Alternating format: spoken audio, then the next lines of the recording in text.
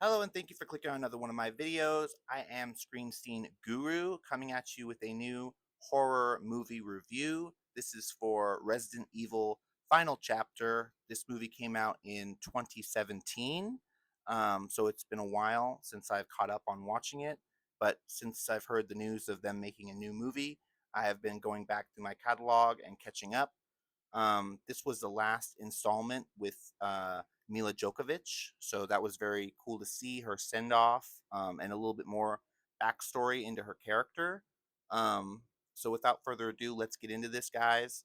I've got a little bit of information pulled up to talk to you guys about. So we've got a 38% on Rotten Tomatoes. So this one didn't do too bad, almost at the 40% martile, which is pretty good for Resident Evil, with the first two films reaching close to the 60s. And ever since then, them going down in the viewer and critic score. We got to see the budget was $40 million for this last one, this sixth installment, and they got a return of 312 million. So that's really good for a Resident Evil film. I'd say they made their money back. It was a success.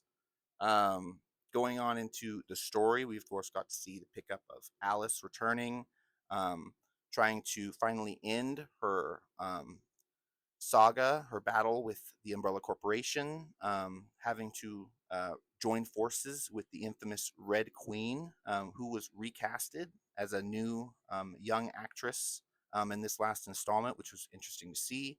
Um, we got to hear about how the villains from the previous films also got to do a flashback return, which was cool to see.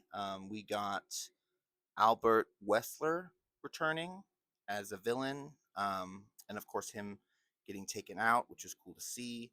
And as well as Doctor, let's see, um, Alexander Isaacs, who was responsible for the operation with Alice after the first film. You get to see him. He's a primary villain of most of the franchise. He's also a pretty big Scottish actor. He was in Game of Thrones. You might as well seen him as the knight that protects Khaleesi and devotes his life and love to her. So that was interesting to see him return as sort of a religious zealot. He believed that the virus was their way of cleansing the earth and starting a new, creating the world in their image, which was interesting to hear. Backstory into how the virus was purposely released by the company and how underneath Raccoon City in the hive there was a whole host of cryopods with the stockholders and their families safely protected from the virus, waiting for it to run its course and for them to return to the surface. Alice planted bombs, of course, down there and got rid of the facility, but not before retrieving the antivirus, infamous airborne that essentially gets rid of anything that was infected with the T virus, including herself. So that was a big risk to her, but she just wanted to end the chaos that this company had caused. Um, so, going into some of the highlights of the film, we got to see um, Alice depicted as the sole survivor of the T virus outbreak, even though we get to see other humans, the human settlement. They kind of imply this is the last group of survivors before the last horde of zombies comes to take them out. Um, Her primary mission is return to the hive in Raccoon City, right, and release the antivirus.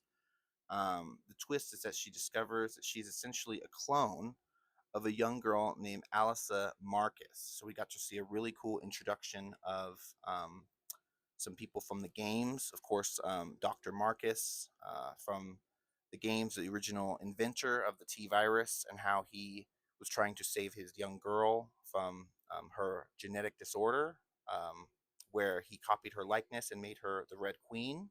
And then also, we got to see Alice as her, the woman she would have become if she hadn't succumbed to the virus. So we got to see the three trifectas of the character, which was kind of cool to see. So they finally gave Alice her ending, and gave her memories of Alice and Marcus, so she could live her life and not be always on the run fighting. So that was really cool to see.